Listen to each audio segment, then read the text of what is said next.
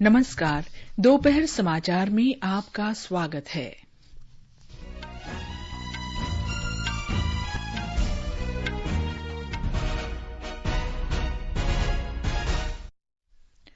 प्रधानमंत्री नरेंद्र मोदी ने आज लाल बहादुर शास्त्री राष्ट्रीय अकादमी के समापन समारोह को वर्चुअली संबोधित किया। कहा, 21वीं सदी के भारत का सबसे बड़ा लक्ष्य आधुनिक और आत्मनिर्भर बनना है। गृहमंत्री अमित शाह ने कहा, सुरक्षा चुनौतियों को देखते हुए व्यापार गलियारों की संरचना को मजबूत करना आवश्यक है।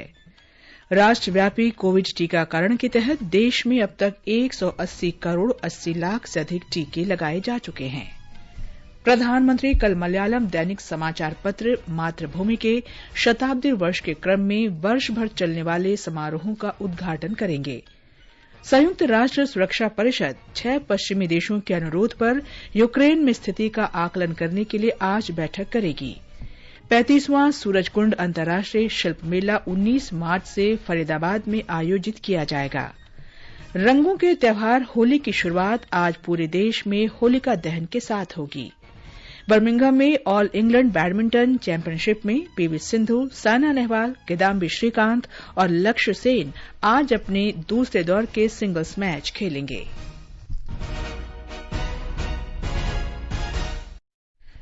दोपहर समाचार में अतहर सईद के साथ मैं कनकलता। कोविड से सुरक्षित रहने के लिए आपसे अपील है कि कृपया 4 आसान उपायों का पालन अवश्य करें। पूर्ण टीकाकरण कराएं, मास्क लगाएं, 2 गज की सुरक्षित दूरी बनाए रखें, हाथ और चेहरा साफ रखें। और अब समाचार विस्तार से। प्रधानमंत्री नरेंद्र मोदी ने कहा है कि राष्ट्र का प्रमुख उद्देश्य स्वयं को आधुनिक और आत्मनिर्भर बनाना है। उन्होंने कहा कि पूरी दुनिया की निगाहें हम पर हैं। कोविड के कारण बनी परिस्थितियों में नई विश्व व्यवस्था उभर रही है और भारत को अपने आप को तेजी से आगे बढ़ाना है। लाल बहादुर शास्त्री प्रशासन अकादमी में 96 अनिवार्य प्रारंभिक पाठ्यक्रम के समापन समारोह को वीडियो कॉन्फ्रेंस से संबोधित करते हुए प्रधानमंत्री ने कहा कि प्रशिक्षु अधिकारियों को 21वीं सदी के भारत के लक्ष्यों को ध्यान में रखना है। प्रधानमंत्री ने कहा कि प्रशिक्षु अधिकारियों का ये बैच विशेष है क्योंकि देश की स्वतंत्रता के 75वें वर्ष में इस बैच का काम शुरू हो रहा है और वे अगले 25 वर्षों में राष्ट्र की प्रगति के लिए जिम्मेदार होंगे। बीते 75 वर्षों में हमने जिस गति से प्रगति की है, अब उससे कई गुना तेजी से आगे बढ़ने का समय है। आने वाले वर्षों में आप कहीं किसी जिले को संभाल रहे होंगे, किसी के विभाग को संभालते रहे होंगे, कहीं इंफ्रास्ट्रक्चर का बहुत बड़ा प्रोजेक्ट आपकी निगरानी में चल रहा होगा, कहीं आप पॉलिसी लेवल पर अपने सुझाव दे रहे होंगे। इन सारे कामों में आपको एक चीज का हमेशा ध्यान रखना है और वो है 21वीं सदी के भारत का सबसे बड़ा लक्ष्य। ये लक्ष्य है आत्मनिर्भर भारत का, आधुनिक भारत। इस समय को हमें खोना नहीं है। श्री मोदी ने कहा कि सरदार पटेल की सेवा और कर्तव्य के प्रति निष्ठा प्रशिक्षण का सबसे अहम हिस्सा है। नौकरी में रहते हुए सेवा भाव और कर्तव्य निष्ठा का सिद्धांत होना चाहिए। प्रधानमंत्री ने प्रशिक्षु अधिकारियों से कहा कि उन्हें रिफॉर्म, परफॉर्म और ट्रांसफॉर्म को अगले स्तर पर ले जाना है। आजादी के इस अमृत काल में हमें रिफॉर्म, परफॉर्म, ट्रांसफॉर्म को नेक्स्ट लेवल पर ले जाना है। इसलिए ही आज का भारत सबका प्रयास की भावना से आगे बढ़ रहा है। आपको भी अपने प्रयासों के बीच ये समझना होगा कि सबका प्रयास, सबकी भागीदारी की ताकत क्या होती है। अपने कार्यों में आप जितना ज्यादा व्यवस्था में जितने विभाग है सबको जोड़ करके प्रयास करें, हर मुलाजिम को जोड़ करके प्रयास करें। समाज का आखिरी व्यक्ति भी आपके प्रयासों का हिस्सा होना चाहिए। श्री मोदी ने प्रशिक्षु अधिकारियों को पाठ्यक्रम पूरा करने पर बधाई दी। प्रधानमंत्री ने देशवासियों को होली के पर्व पर शुभकामनाएं दी। अनिवार्य प्रारंभिक पाठ्यक्रम लाल बहादुर शास्त्री राष्ट्रीय प्रशासन अकादमी में ऐसा पहला पाठ्यक्रम है जो मिशन कर्मयोगी के सिद्धांतों पर आधारित है। एक रिपोर्ट। युवा बैच के साहसिक और नवीन भावना का लाभ उठाने के लिए मिशन कर्मयोगी के सिद्धांतों द्वारा निर्देशित नई शिक्षा शास्त्र को तैयार किया गया था। सबके प्रयास की भावना में पद्म पुरस्कार विजेताओं के साथ बातचीत और ग्रामीण भारत के व्यापक अनुभव के लिए गांव के दौरे जैसी पहल के जरिए प्रशिक्षु अधिकारी को लोक सेवक में बदलने पर जोर दिया गया था। प्रशिक्षु अधिकारियों ने इन क्षेत्रों में रहने वाले लोगों के सामने आने वाली चुनौतियों को समझने के लिए दूर दराज या सीमावर्ती क्षेत्रों के गांवों का भी दौरा किया। स्वास्थ्य परीक्षण के अलावा परीक्षा के बोझ से दबे छात्रों को स्वस्थ युवा सिविल सेवक के रूप में बदलने में सहायता के लिए फिटनेस परीक्षण भी किए गए। सभी 488 प्रशिक्षु अधिकारियों को क्रव मागा सहित अन्य विभिन्न खेलों में प्रथम स्तर का प्रशिक्षण भी दिया गया। आनंद कुमार, आकाशवाणी समाचार, दिल्ली। प्रधानमंत्री ने नए खेल परिसर का उद्घाटन और नया हैप्पी वैली कॉम्प्लेक्स भी राष्ट्र को समर्पित किया। गृहमंत्री अमित शाह ने कहा है कि भारत के व्यापार गलियारे बहुत जरूरी हैं और व्यापार की गति तथा पड़ोसी देशों के व्यापार संबंध बढ़ाना इन गलियारों की जिम्मेदारी है। उन्होंने कहा कि सुरक्षा चुनौतियों को ध्यान में रखते हुए व्यापारी गलियारों के ढांचे को मजबूत किया जाना जरूरी है। श्री शाह आज नई दिल्ली में भारतीय भूमि पत्तन प्राधिकरण के 10वें स्थापना दिवस समारोह को संबोधित कर रहे थे। ट्रेड कॉरिडोर की परंपरा भी हमने मजबूत करनी पड़ेगी, मगर इसके साथ साथ सिक्योरिटी एजेंसी के साथ भी प्राधिकरण का संवाद और सिक्योरिटी एजेंसी के साथ प्राधिकरण की नियमित बैठकें भी बहुत जरूरी है, क्योंकि यही रास्ता है जो हमारी सुरक्षा को भी शायद कभी कोई खतरे में डालना चाहे तो डाल सकता है। रक्षा मंत्री राजनाथ सिंह ने आज बंगलुरु में वैमानिकी विकास प्रतिष्ठान में उड़ान नियंत्रण प्रणाली परिसर का उद्घाटन किया। इस अवसर पर कर्नाटक के मुख्यमंत्री बासवराज बोम्मई और अन्य गणमान्य व्यक्ति उपस्थित थे। ये समाचार हमारी वेबसाइट newsonair.com/hindi और हमारे mobile app news on AIR पर भी उपलब्ध हैं। सुनो ना, हाँ? सोच रहा हूँ अपना बिजनेस क्यों न बढ़ा लूं। तो रोका किसने है? हाँ? रोका तो किसी ने नहीं, पर समझ नहीं आ रहा कि मदद किससे मांगूं। मुझसे। तुमसे? तो अच्छा बताओ फिर। आकाशवाणी है ना, मैंने सुना है उसका नेटवर्क देश भर में फैला है। पर उससे मेरा क्या फायदा? देखो, फायदा है, जिस शहर में चाहो विज्ञापन की मदद से उपभोक्ताओं तक पहुंच जाओ। पर अब ये भी तो बता दो कि आकाशवाणी से संपर्क कैसे करूं? बहुत आसान है, मैं बताती हूँ। नंबर नोट करो, 870-001-4242। ओ 870-001-4242। हाँ। लो अभी फोन लगाता हूँ 870-001-4242 पर।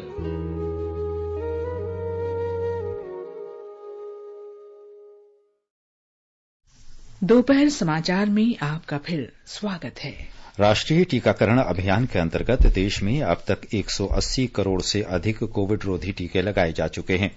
स्वास्थ्य मंत्रालय ने कहा है कि कल 17,86,000 से अधिक डोज दी गई। कल 2,539 लोगों में कोविड संक्रमण की पुष्टि हुई। स्वस्थ होने की दर 98.73% है। देश भर में राष्ट्रीय टीकाकरण दिवस के अवसर पर कल 12 से 14 वर्ष के बच्चों के लिए कोविड टीकाकरण शुरू हुआ। पहले ही दिन 3 लाख से अधिक बच्चों को कोविड का पहला टीका लगाया गया। आकाशवाणी से विशेष बातचीत में कोविड कार्यबल के अध्यक्ष डॉ एन.के. अरोड़ा ने बताया कि बच्चों में टीकाकरण के लिए काफी उत्साह देखा गया। ये एक बहुत उत्साहजनक सूचना है कि पहले दिन ही 12 से 14 साल के बच्चों में जो उत्साह देखा गया है सारे देश में और उनके माता पिता में कि 3 लाख से ऊपर बच्चों को कल उनको पहला टीका मिला और जो मॉनिटरिंग की गई है उसमें किसी प्रकार की कोई असुविधा रिपोर्ट नहीं करी है, किसी बच्चे को कोई समस्या नहीं आई है। प्रधानमंत्री नरेंद्र मोदी ने 12 से 14 वर्ष के बच्चों से कोविड टीका लगवाने का आग्रह किया है। श्री मोदी ने कहा कि भारत महामारी से लड़ाई में बेहतर स्थिति में है। स्वास्थ्य मंत्री मनसुख मांडविया ने अधिकारियों को निर्देश दिया है कि वे यूरोप और पूर्वी एशिया के कुछ देशों में कोरोना संक्रमण में वृद्धि को देखते हुए अधिक सतर्कता बरतें, निगरानी बनाए रखें और जांच का कड़ाई से पालन करें। स्वास्थ्य मंत्री ने कोविड टीकाकरण की स्थिति के बारे में उच्चस्तरीय बैठक की अध्यक्षता करने के बाद ये निर्देश दिया।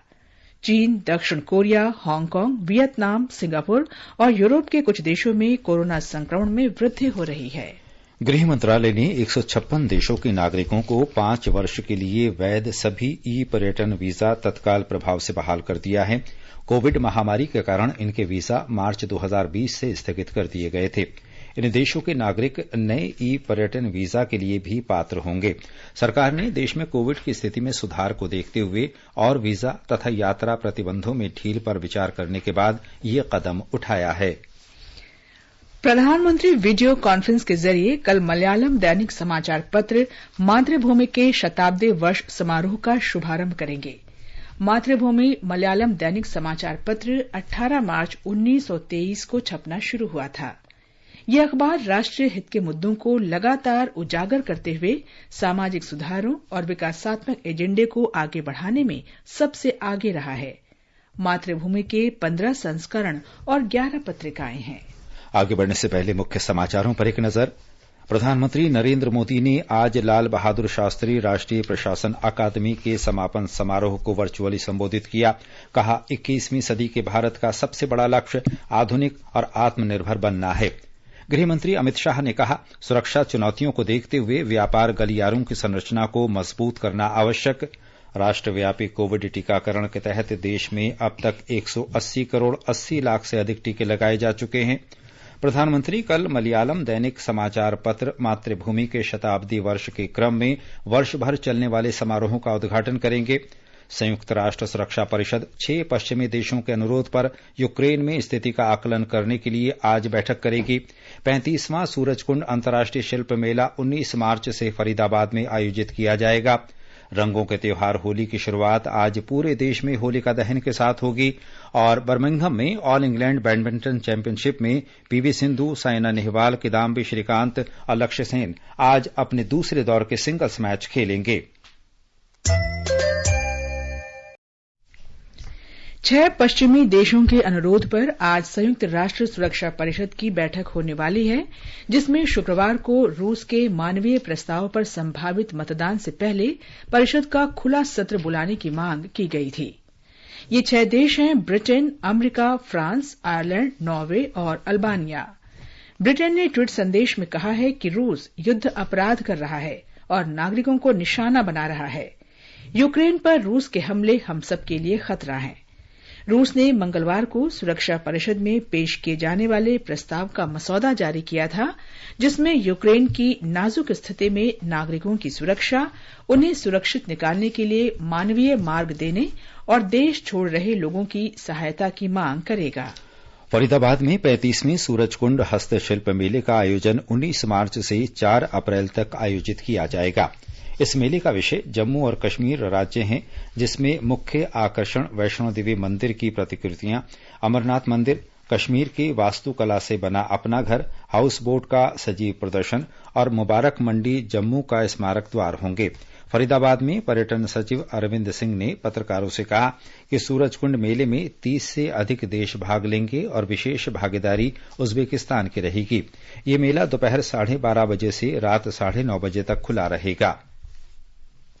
आजादी का अमृत महोत्सव के हिस्से के रूप में आकाशवाणी समाचार स्वतंत्रता आंदोलन से जुड़े स्वाधीनता सेनानियों पर कार्यक्रम वीर गाथा प्रसारित कर रहा है। हमारे परिक्रमा कार्यक्रम में बृहस्पतिवार को शाम 4:45 बजे इसका प्रसारण किया जाता है। आजादी के अमृत महोत्सव के पावन अवसर पर आकाशवाणी समाचार के कार्यक्रम परिक्रमा में बृहस्पतिवार को शाम 4:45 पर सुनिए देश की आजादी में अपना अमूल्य योगदान देने वाले भारतीय स्वतंत्रता संग्राम के सेनानियों की वीर गाथा।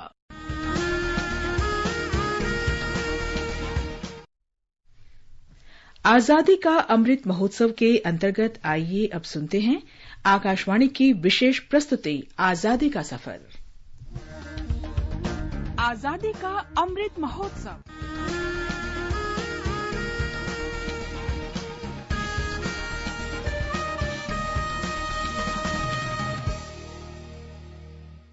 आजादी का सफर आकाशवाणी समाचार के साथ एक राष्ट्र का उदय। भारत का गौरवशाली स्वतंत्रता संग्राम आधुनिक विश्व के महानतम संघर्षों में एक है। आकाशवाणी समाचार प्रत्येक दिन आपके लिए इस महान संघर्ष गाथा की एक झलक प्रस्तुत करता है।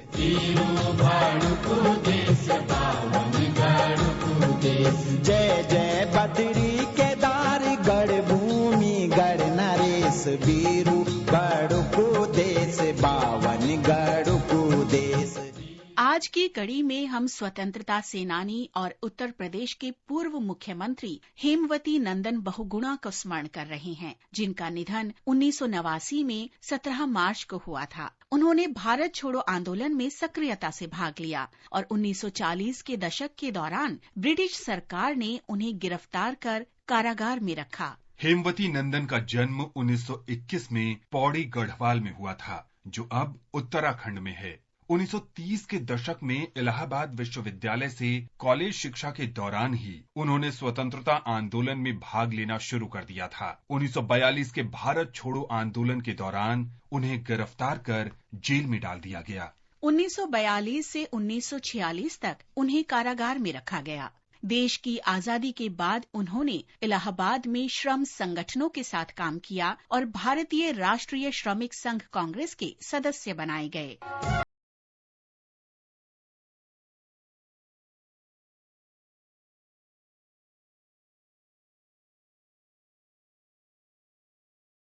देश के इलाहाबाद में करछना और चैल निर्वाचन क्षेत्र से और 1957 में सिराथू से विधानसभा चुनाव जीता। 1957 में बहुगुणा श्रम और समाज कल्याण मंत्रालयों में संसदीय सचिव बनाए गए। एक वर्ष बाद उन्हें उद्योग उप मंत्री बनाया गया। बाद में 1962 में वे श्रम विभाग में कार्यरत रहे। 1960 के दशक में और 1970 के दशक की शुरुआत में बहुगुणा का राजनीतिक दर्जा लगातार बढ़ता गया और 1967 में उन्हें वित्त और परिवहन मंत्रालय का प्रभार सौंपा गया। 1971 में वे केंद्रीय संचार मंत्रालय में राज्य मंत्री बनाए गए। इसके 4 वर्ष बाद बहुगुणा को उत्तर प्रदेश का मुख्यमंत्री नियुक्त किया गया, लेकिन 1975 में उन्होंने इस पद से त्याग पत्र दे दिया।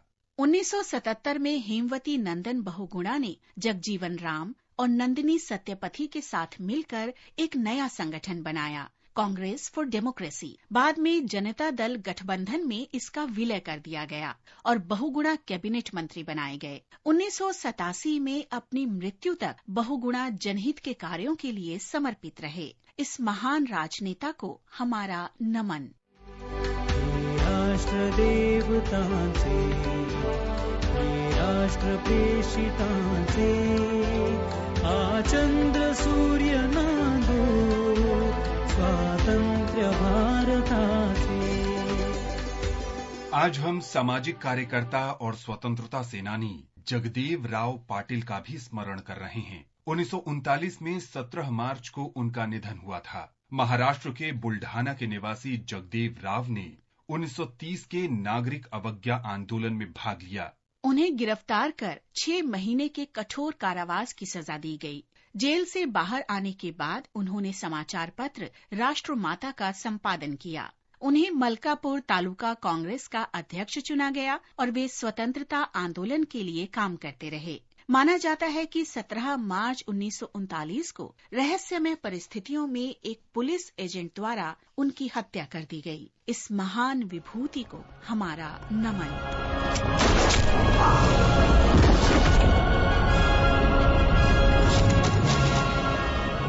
आज हम दिल्ली निवासी मिर्जा बहादुर को भी याद कर रहे हैं। उन्होंने 1857 में स्वतंत्रता की पहली लड़ाई में भाग लिया था। उन्होंने बड़ी बहादुरी से दिल्ली में ब्रिटिश सेना को आगे बढ़ने से रोका, लेकिन दिल्ली पर फिर कब्जा करने के बाद ब्रिटिश सैनिकों ने उन्हें गिरफ्तार कर लिया। ब्रिटिश शासन के खिलाफ विद्रोह के आरोप में मौत की सजा सुनाई गई और 17 मार्च 1858 को उन्हें फांसी पर लटका दिया गया। इस महान शहीद को आकाशवाणी समाचार का शत शत नमन। और अब आकाशवाणी समाचार के साथ आजादी का सफर की ये कड़ी संपन्न होती है। कल फिर मिलेंगे अगली कड़ी के साथ।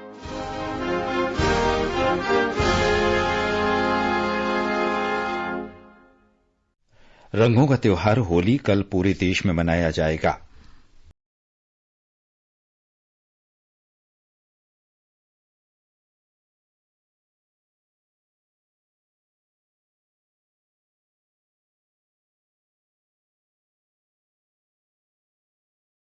आगमन के महत्व को दर्शाता है। इस दिन लोग एक दूसरे पर रंग लगाते हैं, रंग भरे गुब्बारे फेंकते हैं और मिठाइयां खिलाते हैं।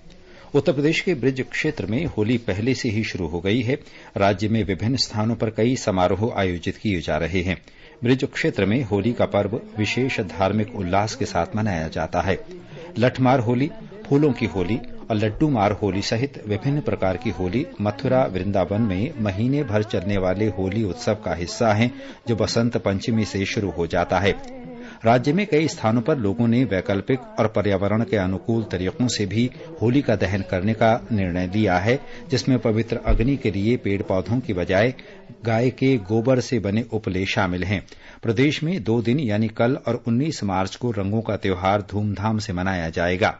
राज्य सरकार पहले ही 19 मार्च को 1 दिन के अतिरिक्त अवकाश की घोषणा कर चुकी है।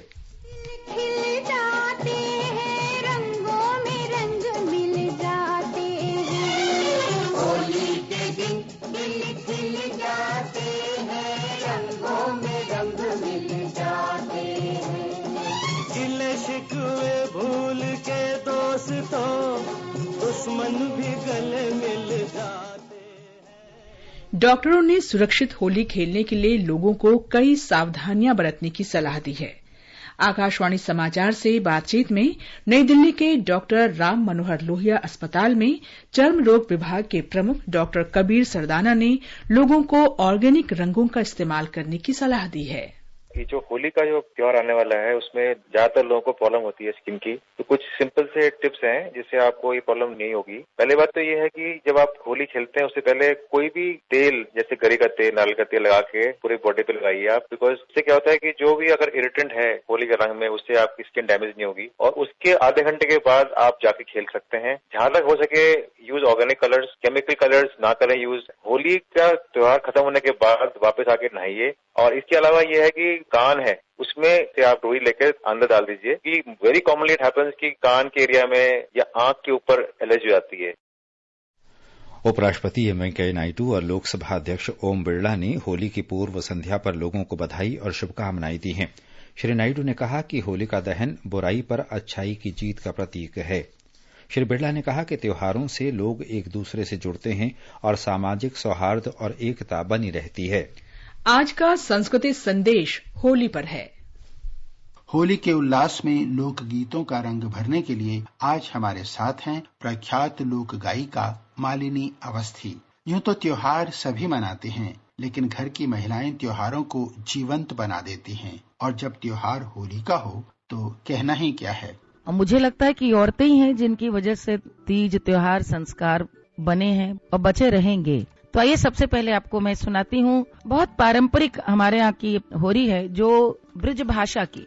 रंग डारूंगी नंद के लालन पे, रंग डारूंगी, हाँ रंग डारूंगी, रंग डारूंगी, डारूंगी, डारूंगी, रंग डारूंगी, हाँ रंग डारूंगी।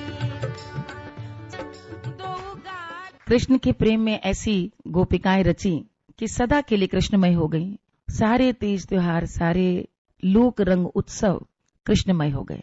अरे चलो गुइया आज खेरे होरी कन्हैया घर, चलो गुइया आज खेरे होरी कन्हैया घर, चलो गुइया आज खेरे होरी।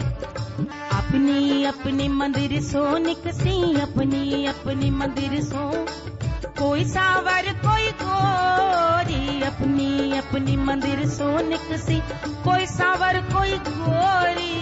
एक से एक नयन मधुमाती, एक से एक नयन मधुमाती, सबे वयस की थोड़ी रघुइया आज खेर होरी कन्हैया घरे। मध्य प्रदेश में भगोरिया महोत्सव राज्य के आदिवासी जिलों में मनाया जा रहा है। मुख्यमंत्री शिवराज सिंह चौहान ने प्रदेशवासियों को होली, रंग पंचमी और भगोरिया के पावन पर्व की बधाई एवं शुभकामनाएं दी हैं। एक रिपोर्ट। भगौरिया पर्व प्रदेश के आदिवासी अंचलों बड़वानी, धार, अलीराजपुर, खरगोन और झाबुआ में मनाया जाता है। यह मार्च के महीने में होली के त्योहार से पहले लगभग 7 दिनों तक मनाया जाता है। परंपरागत रूप से लोग भगौरिया हाटों में होली मनाने के लिए आवश्यक चीजें खरीदते हैं, पारंपरिक संगीत, वाद्य यंत्रों पर नृत्य करते हैं और लोकगीत गाते हैं। मुख्यमंत्री ने इस पर्व पर शुभकामनाएं देते हुए होलिका दहन के लिए कहीं भी पेड़ नहीं काटने और लकड़ी की जगह गौकाष्ठ का प्रयोग करने की अपील करी है। पूजा पीवर्धन, आकाशवाणी समाचार, भोपाल। दिल्ली मेट्रो रेल निगम ने कहा है कि कल होली के अवसर पर मेट्रो सेवाएं दोपहर बाद 2:30 बजे से ही संचालित होंगी। रैपिड मेट्रो और एयरपोर्ट लाइन सहित मेट्रो की सभी लाइनों पर टर्मिनल स्टेशनों से सेवाएं दोपहर बाद सामान्य तौर पर शुरू हो जाएंगी। दिल्ली परिवहन निगम ने बताया है कि डीटीसी बसों की सेवाएं 2 बजे के बाद उपलब्ध होंगी। ये समाचार आकाशवाणी से प्रसारित किए जा रहे हैं। ताजा समाचार जानने के लिए आप हमारे Twitter handle @AIR News Hindi को फॉलो कर सकते हैं। ये आकाशवाणी है। पीवी सिंधु, साइना नेहवाल, किदाम्बी श्रीकांत और लक्ष्य सेन बर्मिंघम में ऑल इंग्लैंड बैडमिंटन चैंपियनशिप के दूसरे दौर के मुकाबले खेलेंगे। महिला सिंगल्स में सिंधु का मुकाबला जापान की साइका ताकाहाशी से और साइना का सामना जापान के ही अकाने यामागुची से होगा। पुरुष सिंगल्स में किदाम्बी श्रीकांत दूसरे दौर में इंडोनेशिया के एंटनी सिनिसुका और लक्ष्य सेन का मुकाबला डेनमार्क के एंडर्स एंटोनसेन से होगा। अंतर्राष्ट्रीय न्यायालय ने व्यवस्था दी है कि रूस को यूक्रेन में अपनी सैन्य कार्रवाई तत्काल रोक देनी चाहिए। न्यायालय ने कहा है कि दोनों पक्षों को किसी ऐसी कार्रवाई से बचना चाहिए जो विवाद को बढ़ाए या इसके समाधान में अड़चन पैदा करे। अंतर्राष्ट्रीय न्यायालय के आदेश के बाद यूक्रेन के राष्ट्रपति वोलोदिमीर ज़ेलेंस्की ने कहा है कि अंतर्राष्ट्रीय न्यायालय में रूस के खिलाफ मामले में यूक्रेन को बड़ी सफलता मिली है। उन्होंने कहा कि न्यायालय का आदेश अंतर्राष्ट्रीय कानून के अंतर्गत बाध्य है और रूस को इसका तत्काल पालन करना चाहिए। सूचना और प्रसारण मंत्री अनुराग ठाकुर ने भी भारतीय सूचना सेवा के अधिकारी रवि रामाकृष्णा के निधन पर दुख व्यक्त किया है। ट्वीट संदेश में श्री अनुराग ठाकुर ने कहा कि वे उनके निधन से बहुत दुखी हुए हैं। रवि रामाकृष्णा बहुत मेहनती और निपुण अधिकारी थे। सूचना और प्रसारण राज्य मंत्री डॉक्टर एन मुरुगन ने भारतीय सूचना सेवा के अधिकारी रवि रामाकृष्णा के निधन पर शोक व्यक्त किया है। आज एक ट्वीट में डॉक्टर मुरुगन ने कहा कि वे अपर महानिदेशक रवि रामाकृष्णा के निधन से दुखी हैं। उन्होंने इस दुख की घड़ी में श्री रामाकृष्णा के शोक संतप्त परिवार और पत्र सूचना कार्यालय में उनके सहयोगियों के प्रति संवेदना व्यक्त की है। और अब एक नजर आज के मौसम पर। राष्ट्रीय राजधानी दिल्ली, मुंबई और कोलकाता में आसमान साफ रहेगा। चेन्नई में आंशिक रूप से बादल छाए रहेंगे। इन महानगरों में तापमान 21 और 37 डिग्री सेल्सियस के बीच रहेगा। उत्तर में श्रीनगर, जम्मू, गिलगित और मुजफ्फराबाद में आसमान साफ रहेगा। लेह में आंशिक रूप से बादल छाए रहेंगे। न्यूनतम तापमान 1 डिग्री और अधिकतम 37 डिग्री सेल्सियस के बीच रहने का अनुमान है। दक्षिण में विशाखापत्तनम, हैदराबाद, पुदुचेरी और तिरुवनंतपुरम में आंशिक रूप से बादल छाए रहेंगे। बेंगलुरु में धुंध छाई रहेगी। तापमान 19 से 38 डिग्री सेल्सियस के बीच रहने का अनुमान है। पूर्वोत्तर में इम्फाल, शिलंग, कोहिमा और गंगटोक में आसमान साफ रहेगा। गुवाहाटी, आइजॉल, ईटानगर और अगरतला में आंशिक रूप से बादल और कोहरा छाया रहेगा। इन शहरों में तापमान 12 से 37 डिग्री सेल्सियस के बीच रहेगा। अंत में मुख्य समाचार एक बार फिर। प्रधानमंत्री नरेंद्र मोदी ने आज लाल बहादुर शास्त्री राष्ट्रीय प्रशासन अकादमी के समापन समारोह को वर्चुअली संबोधित किया। कहा, 21वीं सदी के भारत का सबसे बड़ा लक्ष्य आधुनिक और आत्मनिर्भर बनना है। गृहमंत्री अमित शाह ने कहा, सुरक्षा चुनौतियों को देखते हुए व्यापार गलियारों की संरचना को मजबूत करना आवश्यक है। राष्ट्रीय कोविड टीकाकरण के तहत देश में अब तक 180 करोड़ 80 लाख से अधिक टीके लगाए जा चुके हैं। प्रधानमंत्री कल मलयालम दैनिक समाचार पत्र मातृभूमि के शताब्दी वर्ष के क्रम में वर्ष भर चलने वाले समारोहों का उद्घाटन करेंगे। संयुक्त राष्ट्र सुरक्षा परिषद 6 पश्चिमी देशों के अनुरोध पर यूक्रेन में स्थिति का आकलन करने के लिए आज बैठक करेगी। 35वां सूरजकुंड अंतर्राष्ट्रीय शिल्प मेला 19 मार्च से फरीदाबाद में आयोजित किया जाएगा। रंगों के त्योहार होली की शुरुआत आज पूरे देश में होलिका दहन के साथ होगी और बर्मिंघम में ऑल इंग्लैंड बैडमिंटन चैंपियनशिप में पीवी सिंधु, साइना नेहवाल, किदाम्बी श्रीकांत और लक्ष्य सेन आज अपने दूसरे दौर के सिंगल्स मैच खेलेंगे। इसके साथ ही दोपहर समाचार का ये अंक समाप्त हुआ। नमस्कार।